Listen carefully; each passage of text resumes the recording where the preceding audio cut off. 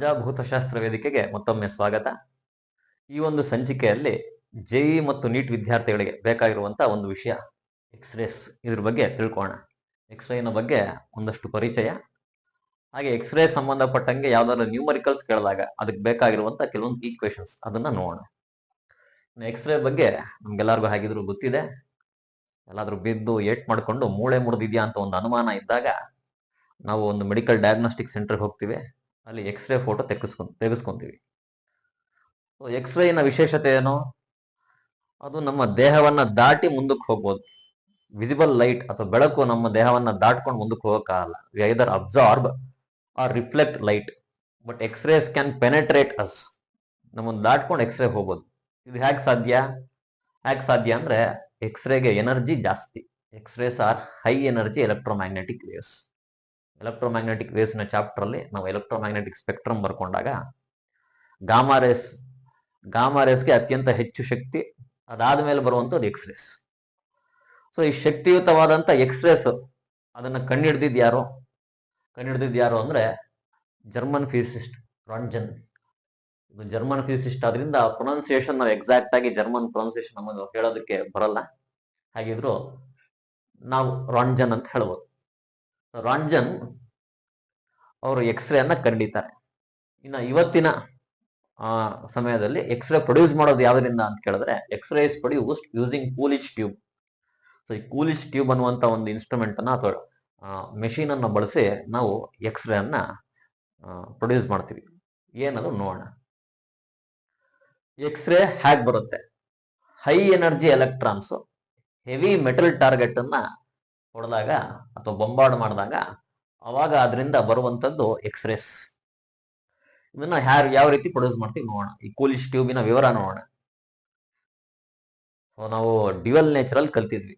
ಥರ್ಮಯಾನಿಕ್ emission, electron ಆಚ ಕಡೆ electron emission ಬೇರೆ ಬೇರೆ ರೀತಿ. ಯಾವ್ಯಾವ ರೀತಿ? ಥರ್ಮಯಾನಿಕ್ ಎಮಿಷನ್. ಟಂಗ್ಸ್ಟನ್ ಫಿಲಮೆಂಟ್ಗೆ ವೋಲ್ಟೇಜ್ ಅಪ್ಲೈ ಮಾಡಿದ್ರೆ ನಮ್ಮ ಟಂಗ್ಸ್ಟನ್ ಬಲ್ಬಿನ ಹಾಗೆ, ಸೊ ಅದು ಬಿಸಿ ಆದಾಗ ಅದರಿಂದ ಎಲೆಕ್ಟ್ರಾನ್ ಆಚ ಕಡೆ ಬರುತ್ತೆ. It is thermionic emission. ಆಚ ಕಡೆ ಬಂದಂತ ಎಲೆಕ್ಟ್ರಾನ್ ನ ಹೈ ವೋಲ್ಟೇಜ್ ಅಪ್ಲೈ ಮಾಡಿದ್ರೆ it gains kinetic energy. So ನಾವು ಇದಕ್ಕೆ ಮುಂಚೆ ಕಲ್ತಿರೋ ಹಂಗೆ as you accelerate an electron through a potential, it gains kinetic energy which is equal to E into V. So ಇಲ್ಲಿ ಎಲೆಕ್ಟ್ರಾನ್ ಆಚ ಕಡೆ ಬರ್ತಿದೆ. ಈ ಫಿಲಮೆಂಟ್ ಮತ್ತು ಈ ಟಾರ್ಗೆಟ್ ಇದ್ರ ಮಧ್ಯೆ ನಾವು ವೋಲ್ಟೇಜ್ ಅಪ್ಲೈ ಮಾಡ್ತೀವಿ. ಎಷ್ಟು ವೋಲ್ಟೇಜ್ ಅಪ್ಲೈ ಮಾಡ್ತೀವಿ ಅಂದ್ರೆ 10 kilovolts ಇಂದ 80 kilovolts. So we are applying very high potential difference to accelerate this electron to high energy. High ಎನರ್ಜಿಗೆ ಇದನ್ನ ಆಕ್ಸಲರೇಟ್ ಮಾಡಬೇಕು. ಆ high energy electron heavy metal target ಅಂದ್ರೆ ಸಾಧಾರಣವಾಗಿ ಎಕ್ಸ್ರೇ ಪ್ರೊಡ್ಯೂಸ್ ಮಾಡೋದಕ್ಕೆ ಯಾವ್ದು ಬಳಸ್ತಾರೆ ಅಂದ್ರೆ ಟಂಗ್ಸ್ಟನ್ ಅಥವಾ ಮಾಲಿಬ್ಡಿನಮ್. ಈ ಒಂದು ಮೆಟಲ್ ಆಬ್ಜೆಕ್ಟ್ ನ ಬಳಸ್ತಾರೆ ಆಸ್ ಟಾರ್ಗೆಟ್. ಇದನ್ನ 45 ಡಿಗ್ರಿ ಆಂಗಲ್ ಅಲ್ಲಿ ಇನ್ಕ್ಲೈನ್ ಆಗಿರುತ್ತೆ. ಸೊ ಈ ಹೈ ಎನರ್ಜಿ ಎಲೆಕ್ಟ್ರಾನ್ ಬಂದು ಟಾರ್ಗೆಟ್ ಹೊಡೆದಾಗ ಇದು ಡಿಸೆಲರೇಟ್ ಆಗಿ ಅದು ಲಾಸ್ ಆಗಿರುವಂತ ಎನರ್ಜಿ ಎಕ್ಸ್ರೇ ಆಗಿ ಪ್ರೊಡ್ಯೂಸ್ ಆಗುತ್ತೆ. So the energy last by the electron during the collision with the target is produced as X-rays. ಇನ್ನ ಎಲೆಕ್ಟ್ರಾನ್ ಹೋಗಿ ಟಾರ್ಗೆಟ್ ಹೊಡಿತಿರ್ಬೇಕಾದ್ರೆ ಅವಾಗ ಇಲ್ಲಿ ಹೀಟ್ ಪ್ರೊಡ್ಯೂಸ್ ಆಗುತ್ತೆ. ಆ ಪ್ರೊಡ್ಯೂಸ್ ಆಗ್ತಿರೋ ಹೀಟ್ ಅನ್ನ ಕೂಲ್ ಮಾಡೋದಕ್ಕೋಸ್ಕರ ಒಳಗಡೆ ಒಂದು ವಾಟರ್ ಸರ್ಕ್ಯುಲೇಷನ್ ಸಿಸ್ಟಮ್ ಇರುತ್ತೆ to cool the target. So this is Coolidge tube where through thermionic emission electron is emitted. That emitted electron is accelerated to very high energy, applying very high potential. ಎಷ್ಟು? 10 kilovolt to 80 kilovolt. So a high energy electron of target ಹೊಡೆದಾಗ it gets decelerated or this electron loses energy and the last energy is produced as X-rays. ಒಂದಷ್ಟು heat ಆಗಿ ಹೋಗುತ್ತೆ, ಇನ್ನೊಂದಷ್ಟು x ray ಆಗಿ produce ಆಗುತ್ತೆ. ನೋಡಂಗಿದ್ರೆ ಎಲೆಕ್ಟ್ರಾನಿನ 98% of energy ಅದು heat ಆಗಿ convert ಆಗುತ್ತೆ, ಅದಷ್ಟು ಲಾಸ್ ನಮಗೆ. ಇನ್ನು 2% of the energy is what is produced as X-rays. ಇದು ಎಕ್ಸ್ರೇ ಪ್ರೊಡ್ಯೂಸ್ ಮಾಡೋದ್ರ ಬಗ್ಗೆ. ಇನ್ನ ಎಕ್ಸ್ರೇ ಎಲ್ಲೆಲ್ಲಿ ಬಳಸ್ತೀವಿ? ಆಗ್ಲೇ ಹೇಳ್ದಂಗೆ ಮೆಡಿಕಲ್ ಡಯಾಗ್ನಾಸ್ಟಿಕ್ಸ್, ನಮ್ಮ ಮೂಳೆ ಮುರಿದಿದೆಯಾ ಅಲ್ವಾ ಅಂತ ಚೆಕ್ ಮಾಡೋದಕ್ಕೋಸ್ಕರ.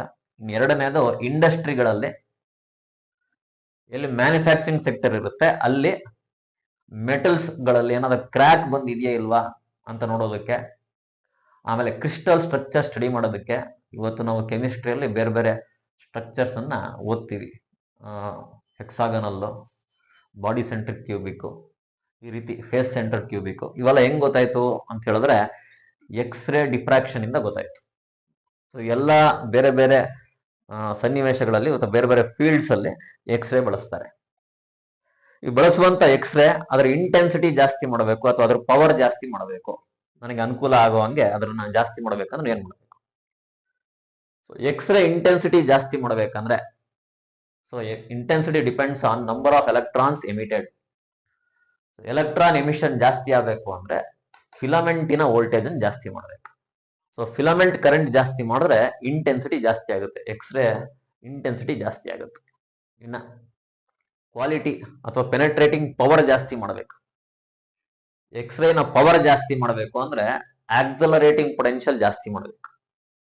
So quality or penetrating power can be increased by increasing the potential difference between the cathode and the anode. ಇನ್ನು ಈ ಎಕ್ಸ್ರೇ ಪೆನೆಟ್ರೇಟಿಂಗ್ ಪವರ್ ಆಧಾರದ ಮೇಲೆ ಅದನ್ನ ಹಾರ್ಡ್ ಎಕ್ಸ್ರೇ ಅಥವಾ ಸಾಫ್ಟ್ ಎಕ್ಸ್ರೇ ಅಂತ ನಾವು ಅದನ್ನ ಡಿಫ್ರೆನ್ಶಿಯೇಟ್ ಮಾಡಬಹುದು. Hard X-ray, so hard X-ray frequency very nearly ಎಷ್ಟಿರುತ್ತೆ ಅಂದ್ರೆ 10⁻19 hertz. They are high energy X-rays. Wavelength range ಏನು 0.1 ಆಂಗ್ಸ್ಟ್ರಾಮ್ ಇಂದ 4 ಆಂಗ್ಸ್ಟ್ರಾಮ್. ಇನ್ನ ಆಟಮ್ಸ್ ಮಧ್ಯೆ ಸ್ಪೇಸಿಂಗ್ ಏನಿದೆ, ನಾವು ಯಾವುದೇ ಒಂದು ಸಬ್ಸ್ಟೆನ್ಸ್ ತಗೊಂಡಾಗ, ವಸ್ತುಗಳು ತಗೊಂಡಾಗ ಮಾಲಿಕ್ಯೂಲ್ಸ್ ಮಧ್ಯೆ ಸ್ಪೇಸಿಂಗ್ ಅಥವಾ ಆಟಮ್ಸ್ ಮಧ್ಯೆ ಸ್ಪೇಸಿಂಗ್ ಏನಿರುತ್ತೆ, they are in angstroms. Therefore X-rays whose wavelength is also in angstroms can be utilized to produce diffraction pattern. ಆ ಡಿಫ್ರಾಕ್ಷನ್ ಪ್ಯಾಟರ್ನ್ ಉಪಯೋಗಿಸ್ಕೊಂಡು ನಾವು ಕ್ರಿಸ್ಟಲ್ ಸ್ಟ್ರಕ್ಚರ್ನ ಸ್ಟಡಿ ಮಾಡಬಹುದು. Therefore X-rays are used in study of crystal structure. So hard X-rays ಅಂದಾಗ high energy. Next soft X-rays, ಅದಕ್ಕಿಂತಲೂ energy ಸ್ವಲ್ಪ ಕಮ್ಮಿ. Soft X-ray frequency very nearly 10⁻16 hertz. So frequency ಕಮ್ಮಿ ಆದಂಗೆ ಎನರ್ಜಿ ಕಮ್ಮಿ ಆಗುತ್ತೆ. ಸಾಫ್ಟ್ ಎಕ್ಸ್ರೇ ವೇವ್ ಲೆಂತ್ ಎಷ್ಟು 4 angstroms to 100 angstroms. So in general X-ray frequency wavelength range ಏನಂದ್ರೆ nearly from 0.1 angstrom to 100 angstroms. ಇದಕ್ಕೆ ಮುಂಚೆ ಹೇಳ್ದಂಗೆ ಎಕ್ಸ್ರೇಸ್ ಅನ್ನ ಎಲ್ಲಿ ಬಳಸ್ತಾರೆ? ಒಂದು ಡಯಾಗ್ನಾಸ್ಟಿಕ್, ಮೆಡಿಕಲ್ ಡಯಾಗ್ನಾಸ್ಟಿಕ್ ಅಲ್ಲಿ, ಮತ್ತೆ ಇಂಡಸ್ಟ್ರೀಸ್ಗಳಲ್ಲಿ ಮೆಟಲ್ಸ್ ಮ್ಯಾನುಫ್ಯಾಕ್ಚರ್ಡ್ ಪಾರ್ಟ್ಸ್ ಅಲ್ಲಿ ಮೆಟಲ್ಸ್ ಅಲ್ಲಿ ಏನಾದರೂ ಕ್ರ್ಯಾಕ್ ಇದೆಯಾ ಅಂತ ನೋಡೋದಕ್ಕೆ ಅಬ್ಸರ್ವ್ ಮಾಡ್ತಾರೆ, ಅದನ್ನ ಉಪಯೋಗಿಸ್ತಾರೆ. ಸೊ ಇಲ್ಲಿ ಅದಕ್ಕೆ ಸಂಬಂಧಪಟ್ಟಂಗೆ absorption of X rays. When X ray is incident on any material or medium, ಒಂದಷ್ಟು ಎಕ್ಸ್ರೇ ಏನಾಗ್ಬೋದು ಅಂದ್ರೆ ಅಬ್ಸಾರ್ಬ್ ಆಗ್ಬೋದು, ಇನ್ನೊಂದಷ್ಟು ಎಕ್ಸ್ರೇ ಎಮರ್ಜ್ ಆಗುತ್ತೆ, ಅಂದ್ರೆ ಅದನ್ನ ದಾಟ್ಕೊಂಡು ಮುಂದಕ್ಕೆ ಬರುತ್ತೆ, ಟ್ರಾನ್ಸ್ಮಿಟ್ ಆಗುತ್ತೆ. So let us see what is the relation between incident X ray and emergent X ray. Also relation between incident X ray and absorbed X ray. So the intensity of the emergent X ray, so ದಾಟಿ ಬಂದಂತ X ray ಏನಿದೆ ಆ ಎಕ್ಸ್ರೇನ intensity ಏನಾಗಿರುತ್ತೆ? IE which is equal to I0 into e to the power of minus mu into x. So this is the intensity of emergent X-ray. ಒಂದಷ್ಟು emerge ಆಯ್ತು, ಇನ್ನೊಂದಷ್ಟು absorb ಆಯ್ತು. So intensity of absorbed X-ray ಏನಾಗುತ್ತೆ? Incident ಎಕ್ಸ್ರೇನ intensity minus emergent ಎಕ್ಸ್ರೇನ intensity.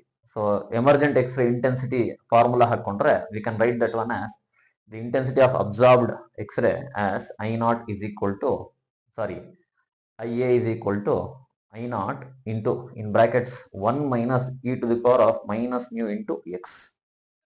ಈ mu ಅನ್ನೋದು absorption coefficient. ಈ ಅಬ್ಸಾರ್ಪ್ಷನ್ ಕೋಎಫಿಷಿಯಂಟ್ ಅನ್ನೋದು ಯಾವ್ದಾದ್ರ ಮೇಲೆ ಡಿಪೆಂಡ್ ಆಗುತ್ತೆ. So that absorption coefficient is directly proportional to lambda to power 3, ಅಂದ್ರೆ wavelength of the X-ray ಅದರ cube times. If it is directly proportional to lambda to power 3, then definitely it is inversely proportional to frequency to power 3 times. Wavelength ಮತ್ತು frequency ಗೂ inverse relation ಇರೋದ್ರಿಂದ. And the absorption coefficient is also directly proportional to z to the power of 4. Z is atomic number of the target. So target in atomic number ಏನಿದೆ ಅದರ 4ರಷ್ಟು. mu is proportional to z to the power of 4. So this is related to incident X-ray passing through a medium and what is going to be the emergent X-ray and absorbed X-ray.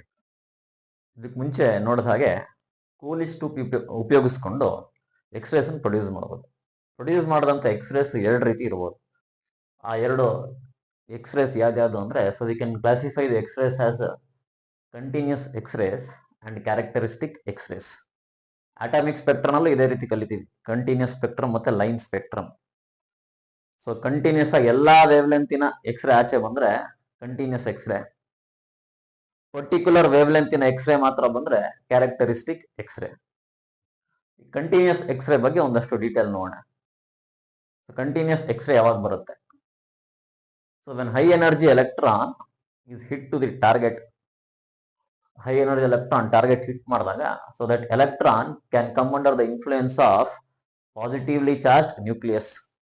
ಆ ನ್ಯೂಕ್ಲಿಯಸ್ಸಿನ ಪ್ರಭಾವದಿಂದ ಅದರ direction change ಆಗುತ್ತೆ. So direction change ಆಯ್ತು ಅಂದ್ಮೇಲೆ it is accelerated ಅಥವಾ ಡಿಸಲರೇಟೆಡ್. So electromagnetic waves ಅಲ್ಲಿ ಕಲ್ತಿದೀವಿ ಏನಂತ, accelerated charges produce electromagnetic waves. ಇಲ್ಲಿ ಅದೇ ರೀತಿ ಎಲೆಕ್ಟ್ರಾನಿನ ಡೈರೆಕ್ಷನ್ ಚೇಂಜ್ ಆದಾಗ, so there is an acceleration, ಅಥವಾ we can also say there is a deceleration. So the decelerated electron is going to produce X-rays. Deceleration of an electron due to the influence of positive nucleus of atom of target gives continuous X-rays. ನಾವು produce ಆದಂತ x ray ಅದರ intensity ಮತ್ತು wave length graph ಹಾಕಿದ್ರೆ ನಮ್ಗಿಲ್ಲಿದೆ intensity wavelength graph. Accelerating potential ಜಾಸ್ತಿ ಮಾಡ್ತಿದ್ದಂಗೆ ಈ ರೀತಿ ಗ್ರಾಫ್ ಬದಲಾಗುತ್ತೆ. ನೀವು ಬ್ಲ್ಯಾಕ್ ಬಾಡಿ ರೇಡಿಯೇಷನ್ಸ್ ಅಲ್ಲಿ ಯಾವ ರೀತಿ ಒಂದು ಗ್ರಾಫ್ ನೋಡಿದ್ರಿ, ಇಂಟೆನ್ಸಿಟಿ ವರ್ಸಸ್ ವೇವ್ ಲೆಂತ್, ಅದೇ ರೀತಿ ಇಲ್ಲಿ ಎಕ್ಸ್ರೇ ನಲ್ಲೂ ಕೂಡ ಒಂದು ರೀತಿ ಸಿಮಿಲರ್ ಆಗಿ ಬರುತ್ತೆ. So as you increase accelerating potential, the X-ray corresponding to minimum wavelength ಅದು ಶಿಫ್ಟ್ ಆಗ್ತಾ ಹೋಗುತ್ತೆ. ಆಮೇಲೆ for a given accelerating potential the intensity initially keeps on increasing, reaches maximum and then reduces. So this is intensity versus wavelength graph. ಪ್ರಾರಂಭದಲ್ಲಿ intensity wave length ಜಾಸ್ತಿ ಆಗ್ತಿದ್ದಂಗೆ intensity ಜಾಸ್ತಿ ಆಗುತ್ತೆ, maximum reach ಆಗಿ ಮತ್ತೆ ಕಮ್ಮಿ ಆಗುತ್ತೆ. ಮ್ಯಾಕ್ಸಿಮಮ್ ಇಂಟೆನ್ಸಿಟಿಗೆ ಕರೆಸ್ಪಾಂಡಿಂಗ್ ವೇವ್ ಲೆಂತ್ ನಾವು ನೋಡಿದ್ರೆ that wavelength keeps on decreasing with increasing voltage. ಇದೇ ರೀತಿ ಬ್ಲ್ಯಾಕ್ ಬಾಡಿ ರೇಡಿಯೇಷನ್ಸ್ ಅಲ್ಲಿ ನೋಡಿದ್ವಿ, Wien's displacement law. The wavelength corresponding to maximum intensity is inversely proportional to absolute temperature. ಅದೇ ರೀತಿ ಇಲ್ಲಿ wavelength corresponding to maximum intensity is inversely proportional to the accelerating potential. ನಮಗೆ numerical solve ಮಾಡಬೇಕಾದ್ರೆ ಇದೊಂದು important equation ಆಗುತ್ತೆ. ಇನ್ನು ಇದಲ್ಲದೆ ಇಲ್ಲಿ ಎಲ್ಲಾ ವೇವ್ ಲೆಂತಿನ ಎಕ್ಸ್ರೇನು ಪ್ರೊಡ್ಯೂಸ್ ಆಗುತ್ತೆ, ಬೇರೆ ಬೇರೆ ವೇವ್ ಲೆಂತಿನ ಎಕ್ಸ್ರೇ ಪ್ರೊಡ್ಯೂಸ್ ಆಗುತ್ತೆ. ಯಾವ್ದ್ರಲ್ಲಿ? ಕಂಟಿನ್ಯೂಸ್ ಎಕ್ಸ್ರೇನಲ್ಲಿ. ಹೈಯೆಸ್ಟ್ ಎನರ್ಜಿ ಎಕ್ಸ್ರೇ ಯಾವಾಗ? ಅದಕ್ಕೆ ಕಂಡೀಷನ್ ಏನು? So then all the kinetic energy of the electron is converted into X rays. when the electron loses its kinetic energy completely for one collision, electron ಒಂದ್ಸಲಿ ಒಂದು atom ಜೊತೆ collide ಆಗಿದ ತಕ್ಷಣ ಅದರ complete kinetic energy loose ಆಗಿ ಅದಷ್ಟು x ray ಆಗಿ convert ಆದ್ರೆ that will be the maximum energy of X-rays produced. So mathematics ಮಾಡಿದ್ರೆ ಇದಕ್ಕೆ maximum kinetic energy half m Vmax square of the accelerating electron is going to be equal to E into V. Complete kinetic energy X ray ಆಗಿ convert ಆದ್ರೆ, so ಎಕ್ಸ್ರೇನ energy ಏನಾಯ್ತು? H into F max, maximum energy X ray is equal to E into V. So frequency maximum ಮೇಲೆ wavelength minimum ಆಗಿರುತ್ತೆ. So F ಜಾಗದಲ್ಲಿ C by lambda ಹಾಕೊಂಡ್ರೆ h into c divided by lambda. So this time it is going to be the minimum wavelength. This is equal to E into V. Lambda minimum ಗೆ rearrange ಮಾಡಿದ್ರೆ, so the wavelength corresponding to maximum energy, that is going to be minimum. So this is equal to H into C divided by E into V. So this wavelength is inversely proportional to accelerating potential. In H into C divided by E, ಇವುಗಳ values ಮಾಮೂಲಿ planks constant, speed of sound ಮತ್ತು charge of electron values ಹಾಕೊಂಡ್ರೆ ನಮಗೆ ಗೊತ್ತಿದೆ. Dual ನೇಚರಲ್ಲೂ ಇದನ್ನ ನಾವು ಮಾಡಿರ್ತೇವೆ. Short ಆಗಿ L minimum can be written as 12,420 angstroms divided by V in volts. Direct ಆಗಿ ದ ಮಿನಿಮಮ್ ವೇವ್ ಲೆಂತ್ ಅನ್ನು ಕಂಡಿಬಹುದು ಇದನ್ನ ಹಾಕೊಂಡ್ರೆ 12,420 ಆಂಗ್ಸ್ಟ್ರಾಮ್ಸ್ ಡಿವೈಡೆಡ್ ಬೈ V ಹಾಕೊಂಡ್ರೆ. ಇನ್ನ ಕಂಟಿನ್ಯೂಸ್ ಸ್ಪೆಕ್ಟ್ರಮ್ ಬಗ್ಗೆ ಆಯ್ತು. ಮುಂದಕ್ಕೆ ಕ್ಯಾರೆಕ್ಟರಿಸ್ಟಿಕ್ ಎಕ್ಸ್ರೇಸ್ ಬಗ್ಗೆ. ಇವಾಗ ಕ್ಯಾರೆಕ್ಟರಿಸ್ಟಿಕ್ಸ್ ಎಕ್ಸ್ರೇಸ್ ಏನಂತ ನೋಡೋಣ. ಆಟಮ್ಸ್ ಅಲ್ಲಿ ಏನ್ ಆರ್ಬಿಟ್ಸ್ ಇದೆ ಅದನ್ನು ನಾವು K shell, L shell, M shell ಈ ರೀತಿ ಡಿವೈಡ್ ಮಾಡ್ಕೋಬಹುದು. ಸೊ ಹೈ ಎನರ್ಜಿ ಎಲೆಕ್ಟ್ರಾನ್ ಬಂದು ಕೆ ಶೆಲ್ಲಿನ ಯಾವ್ದಾದ್ರು ಎಲೆಕ್ಟ್ರಾನ್ ಅನ್ನ ಹಿಟ್ ಮಾಡಿದಾಗ ಆ ಎಲೆಕ್ಟ್ರಾನ್ ಆಚ ಕಡೆಗೆ ಫ್ರೀ ಆಗ್ಬೋದು. ಇಲ್ಲಿ ಕ್ರಿಯೇಟ್ ಆದಂತ ಎಂಟಿ ಸ್ಪೇಸ್ಗೆ ಎಲ್ ಶೆಲ್ಲಿನ ಎಲೆಕ್ಟ್ರಾನ್ ಬಂದು ಕೂತ್ಕೊಂಡ್ರೆ so the energy difference in these two orbits is emitted as X-rays.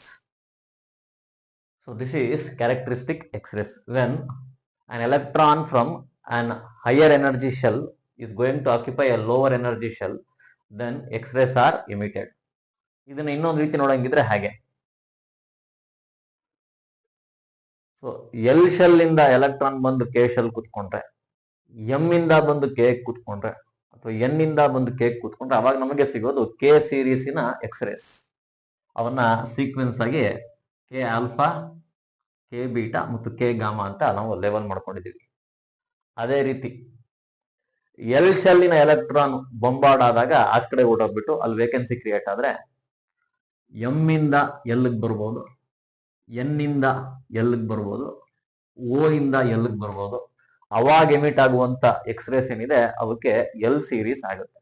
So that one also can be labelled as L alpha, L beta, L gamma. ಇದೇ ರೀತಿ M series. ಈ ರೀತಿ x ray characteristic X-rays emit ಆಗುತ್ತೆ. ಅವುಗಳನ್ನ ನಾವು K series X-rays, L series X-rays, M series X-rays ಅಂತ ನಾವು label ಮಾಡ್ಕೋಬಹುದು. ಇನ್ನು ಬಾಮರ್ ಫಾರ್ಮುಲಾ ಏನ್ ಹೈಡ್ರೋಜನ್ ಸ್ಪೆಕ್ಟ್ರಮ್ ಅಲ್ಲಿ ನಾವು ಕಲ್ತಿದ್ವಿ ಅದೇ ಫಾರ್ಮುಲಾ, ಅದೇ ರೀತಿಯಾದಂತ ಫಾರ್ಮುಲಾ ಇಲ್ಲಿ ಎಕ್ಸ್ರೇಸ್ಗೂ ಅಪ್ಲೈ ಆಗುತ್ತೆ. ಏನು ವ್ಯತ್ಯಾಸ ನೋಡೋಣ. ಇಲ್ಲಿ ಒಂದೇ ಒಂದು ವ್ಯತ್ಯಾಸ ಏನಂದ್ರೆ ಹೈಡ್ರೋಜನಿಕ್ ಆಟಮ್ಸ್ಗೆ ಆರ್ ಇಂಟು ಝೆಡ್ ಸ್ಕ್ವೇರ್ ಇತ್ತು, ಇಲ್ಲಿ Z minus B whole square ಬರುತ್ತೆ. So the wave number when any electron from a higher shell is going to jump into a lower shell is given by 1 by lambda is equal to r into z minus b whole square into 1 by n1 square minus 1 by n2 square. Z ಅನ್ನೋದು atomic number, ಈ B ಅನ್ನೋದಕ್ಕೆ ಹೆಸರು screening constant ಅಂತ. ಇನ್ನ frequency ಬೇಕು lambda ಬದಲಿಗೆ ಅಥವಾ 1 by lambda wave number ಬದಲಿಗೆ ಫ್ರೀಕ್ವೆನ್ಸಿ ಬೇಕು ಅಂದ್ರೆ frequency can be written as speed by wavelength c by lambda. 1 by lambda ಹಾಗಿದ್ರು equation ಇದೆ, ಸೊ ಮಲ್ಟಿಪ್ಲೈ ಬೈ ಸಿ, ಅವಾಗ ನಮಗೆ ಫ್ರೀಕ್ವೆನ್ಸಿ ಸಿಗುತ್ತೆ. ಇನ್ನು ಎಕ್ಸ್ರೇ ಸಂಬಂಧಪಟ್ಟಂಗೆ ಕ್ಯಾರೆಕ್ಟರಿಸ್ಟಿಕ್ ಎಕ್ಸ್ರೇ ಸಂಬಂಧಪಟ್ಟಂಗೆ ನಾವು ಸಾಲ್ವ್ ಮಾಡೋದಕ್ಕೆ ಈಕ್ವೇಶನ್ಸ್, ನ್ಯೂಮರಿಕಲ್ ಪ್ರಾಬ್ಲಮ್ ಸಾಲ್ವ್ ಮಾಡಬೇಕಂದ್ರೆ ಇದು one of the important equation. ಇದ್ರ ಜೊತೆಗೆ ಒಂದು ಮೂಸ್ಲೆ ಲಾ ಇದೆ, ಅದನ್ನ ನೋಡೋಣ ಏನು ಅಂತ. ಇನ್ನು ಬಾಕಿ ಉಳಿದಿದ್ದು Moseley's law, English physicist. So X-ray characteristic X-ray ಬಗ್ಗೆ ಸ್ಟಡಿ ಮಾಡಿ ಸ್ಕ್ವೇರ್ ರೂಟ್ ಆಫ್ ಫ್ರೀಕ್ವೆನ್ಸಿಗೂ ಮತ್ತು ಆಟಮಿಕ್ ನಂಬರ್ ಆಫ್ ದಿ ಟಾರ್ಗೆಟ್ಗೆ ರಿಲೇಷನ್ ಕಂಡಿದ್ದಾರೆ. So this is the relation. So the square root of frequency is proportional to atomic number, straight line ಸಿಗುತ್ತೆ. ಇಲ್ಲಿ ಅವರ relation ನೋಡಿದ್ರೆ root F is equal to A into Z minus B.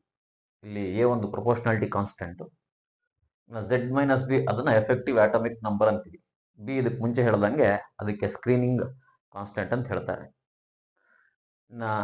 ಈ B value ಹಾಗೆ A value ಎರಡೂ ಕೂಡ ಅದು target ಮೇಲೆ ಡಿಪೆಂಡ್ ಆಗಿಲ್ಲ.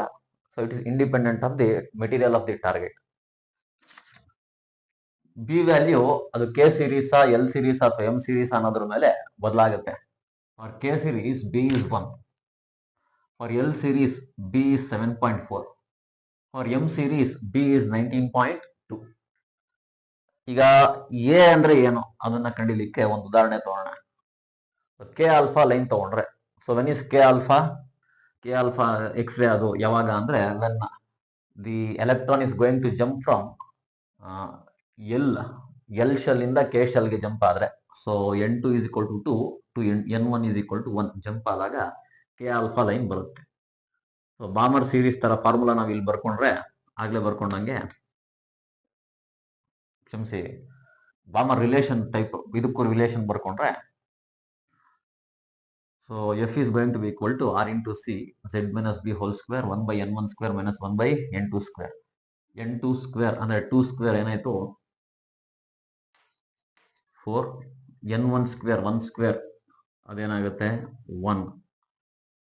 ಇಲ್ಲಿ ಏನ್ ಬರೀಬಹುದು ಅಲ್ಲಿಗೆ R into C alpha, K alpha line ಆದ್ರಿಂದ B1 ಆಗುತ್ತೆ, Z minus 1 whole square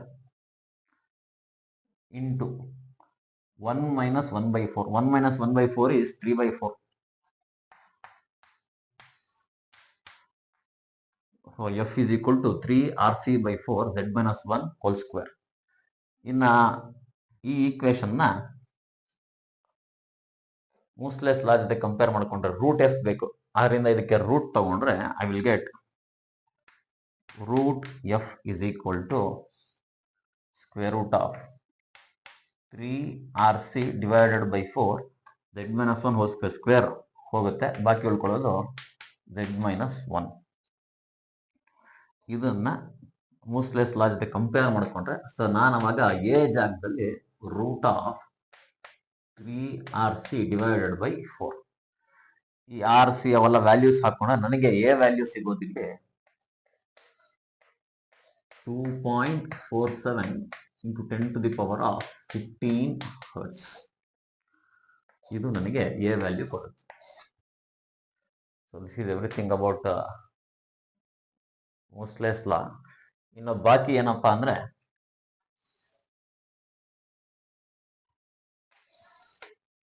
intensity versus wavelength curve ಆಗ್ಲೇ ಕಂಟಿನ್ಯೂಸ್ ಎಕ್ಸ್ರೇಗೆ ನೋಡಿದ್ವಿ. ಈಗ ಅದೇ ರೀತಿ ಕ್ಯಾರೆಕ್ಟರಿಸ್ಟಿಕ್ ಎಕ್ಸ್ರೇಗೆ ಒಂದು ಗ್ರಾಫ್ ಹಾಕಿದ್ರೆ ಯಾವ ರೀತಿ ಇರುತ್ತೆ.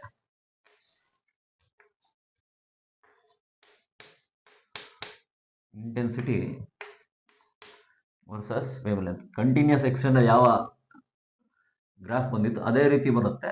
ಮಧ್ಯದಲ್ಲಿ ಕೆಲವೊಂದು ಪೀಕ್ಸ್ ಬರುತ್ತೆ.